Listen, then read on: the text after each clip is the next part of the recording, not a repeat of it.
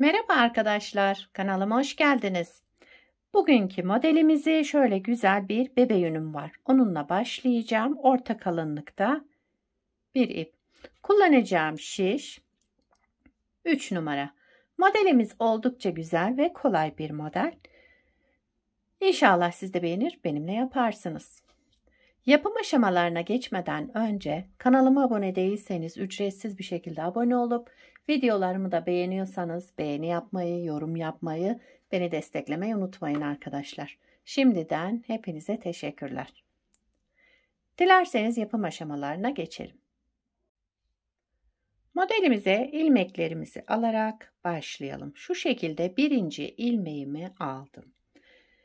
Bu model için ilmek sayısı 4 ve 4'ün katları artı 2 ilmek sayısında olması gerekiyor. Yapacağımız örgüye göre ilmek sayımızı bu şekilde başlayıp modelimizi kurabiliriz. Şöyle.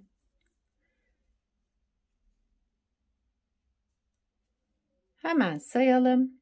1, 2, 3, 4, 5, 6, 7, 8, 9, 10, 11, 12, 13, 14, 15, 16. 16 model kurmak için 17, 18, 2 de kenar ilmek için aldım. Toplamda 18 ilmekle modelimi kurmaya başlıyorum. Modelde lastik yapacağım arkadaşlar. Lastiğimi de şöyle, lastiğin şu anda arka yüzündeyiz. Arka yüzünden ilmeklerimizi ayarlayalım. Arka yüzünden önce bir düz yaptım. 2 ters, kenarda bir düzle başladım. 2 ters, 2 düz olarak lastiğimizi yapıyorum. 2 düz, 2 ters, 2 düz olarak başladım. Bu şekilde lastiğimi devam ediyorum.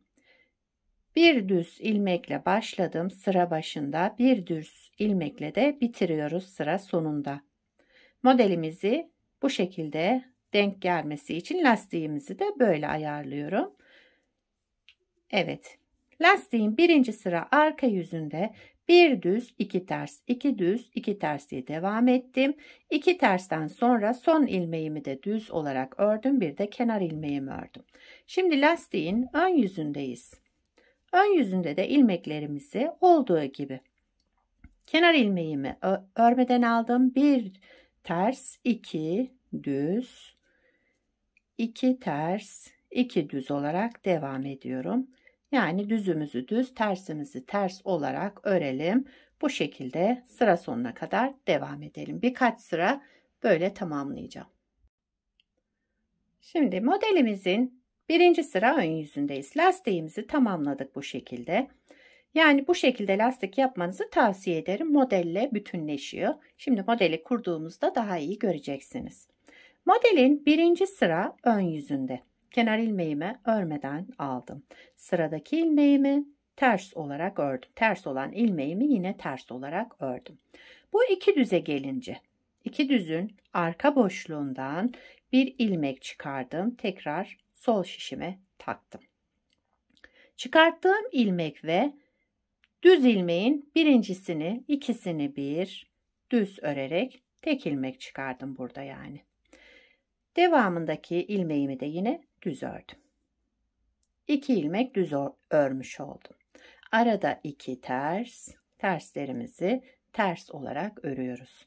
2 düze gelince arka boşluğundan bir ilmek çıkardım. Tekrar sol şişime taktım. Sıradaki düz ilmeğimle beraber ikisini düz ördüm. Ve devamındaki ilmeğimi de düz ördüm. 2 düz ilmek ördüm. 2 ters, ikinci düz ilmeğin arka boşluğundan bir ilmek çıkardım, sol şişime taktım. Sıradaki ilmekle beraber çıkardığım ilmeği de düz ördüm. Tek ilmeğe düşürdüm burada. Bir düz daha ördüm.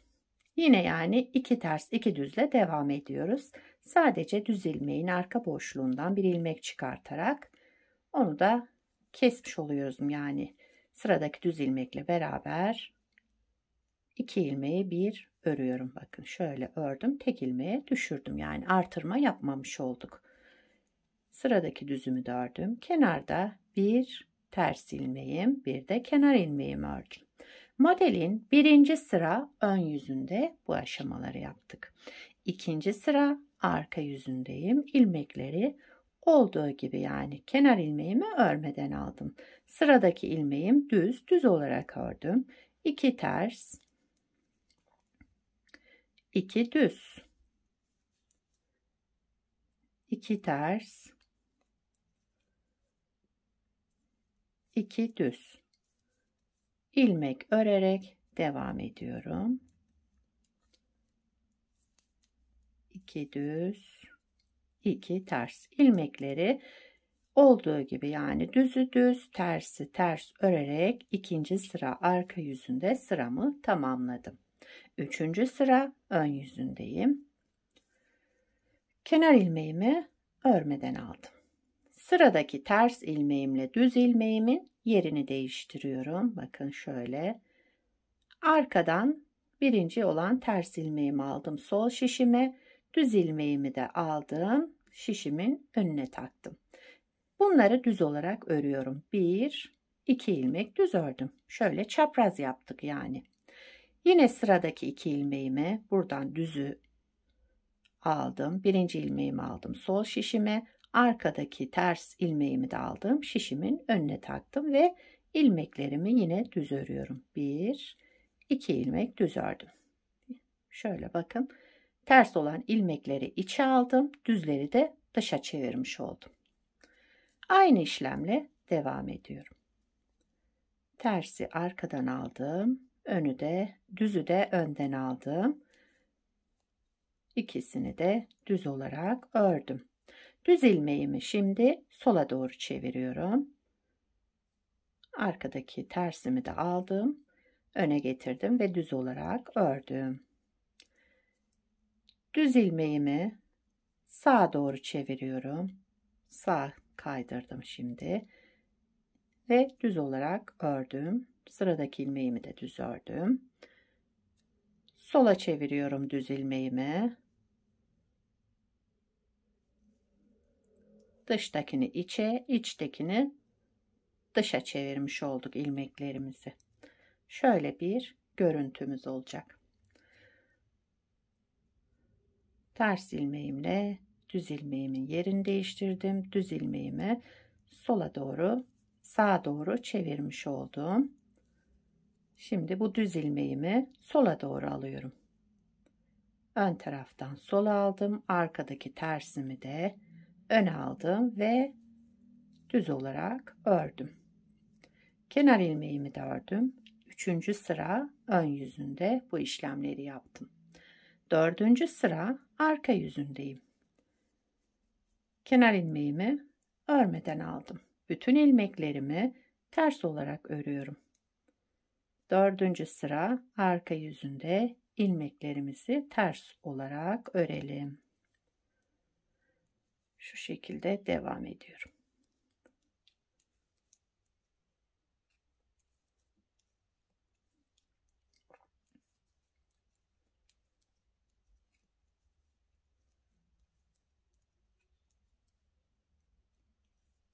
Kenar ilmeğimi de ördüm. Şimdi modeli bir kez daha kuracağız ama modelimizi kaydırarak kuracağız. Aynı işlemi kaydırarak yapacağız. 4 sırayı bu şekilde tamamladım. Şimdi 5. sıra yapacağız. İkinci model kurulumun 1. sırası oluyor. Yani 5. sıra modeli kaydırarak yapıyoruz. Kenar ilmeğimi örmeden aldım. Sıradaki 3 ilmeğimi ters ördüm. 1, 2, 3. Kenar ilmeğinden sonra 3 ilmek ters olarak ördüm. Şu 2 ilmeğe geldim bakın. Bir bu modelin son ilmeği, bu modelin de birinci ilmeğinin birleşimi bunlar. Sıradaki 2 ilmeğimin arka boşluğundan bir ilmek çıkardım. Sol şişime taktım ve sıradaki ilmeğimle beraber düz örerek tek ilmeğe düşürdüm. Devamındaki ilmeğimi de yine düz ördüm. 2 düz örmüş oldum. Burada 2 ters ilmek, bir önce model kurduğum 2 ilmeği ters olarak ördüm. Modeli araya kaydırıyoruz bakın burada. İkinci ilmeğin arka boşluğundan bir ilmek çıkardım. Sol şişime taktım ve sıradaki ilmeğimle beraber ikisini bir düz ördüm. Tek ilmeğe düşürdüm. Devamındaki ilmeği yine düz ördüm. 2 ters ilmek, 1, 2 ilmek ters ördüm. Sıradaki 2 ilmeğimin arka boşluğundan bir ilmek çıkardım. Şişime taktım ve bu birinci ilmeğimle beraber ikisini bir düz ördüm. Sıradaki ilmeğimi de düz ördüm. Kenarda yine 3 ters ilmeğim var. 3 ters ilmek ördüm. Bir de kenar ilmeğimi ördüm. 5. sıra ön yüzünde bu işlemleri yaptık. Yani modeli kaydırmış olduk. 6. sıra arka yüzündeyim. Kenar ilmeğimi örmeden aldım. 1, 2, 3 ilmek düz ördüm. Kenar ilmeğinden sonra 3 ilmek düz ördüm. 2 ilmek ters. Yani ilmekleri gördüğüm gibi örüyorum. 1, 2 düz, 2 ters. Kenarlarda 3 düzle başlamıştım. Modeli kaydırdığımız için. İlmekleri olduğu gibi düzümüzü düz, tersimizi ters örerek devam ediyorum. 6. sıra arka yüzünde. Kenar ilmeğimi de ördüm. 7. sıra ön yüzüne geçtim modelin. Kenar ilmeğimi örmeden aldım. Burada şimdi 2 ters ilmeğim var. 1, 2. 2 ilmek ters ördüm. Devamında ki ters ilmeğim ve düz ilmeğimin yerlerini değiştiriyorum. Bu şekilde aldım ve 1, 2 düz olarak ördüm. 2 ilmek düz ördüm. Bu düz ilmeğimi de sola doğru çevirdim. Arkadaki tersi aldım, öne getirdim ve ilmeklerimi tek tek düz ördüm. Yani 2 ilmek düz ördüm. Şöyle bakın. Modeli yine sağa sola doğru açmış oldum. Sıradaki ters ilmeğimle düz ilmeğimi, ters ilmeğimi arkaya aldım, düz ilmeğimi öne aldım ve düz olarak ördüm ilmeklerimi. Aynı şekilde devam ediyorum. Şimdi düz ilmeğimi sola doğru aldım ve düz olarak ördüm 2 ilmeğimi. Bu tersle birinci düz ilmeğimi sağa doğru kaydırdım ve düz olarak ördüm. Sıradaki düz ilmeğim ve arkasındaki ters ilmeğin yerlerini değiştirdim. Sola doğru çevirmiş oldum düzü önden ve düz olarak ördüm.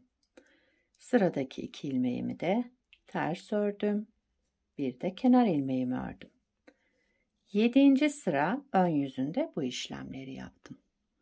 8. sıra arka yüzündeyim. Kenar ilmeğimi örmeden aldım. Bütün ilmeklerimi ters olarak örüyorum. Bütün ilmeklerimi ters örerek devam ediyorum. Son sıram. Yani model kaydırmalı bir model olduğu için 8 sıradan tekrar olacak 8 sıranın.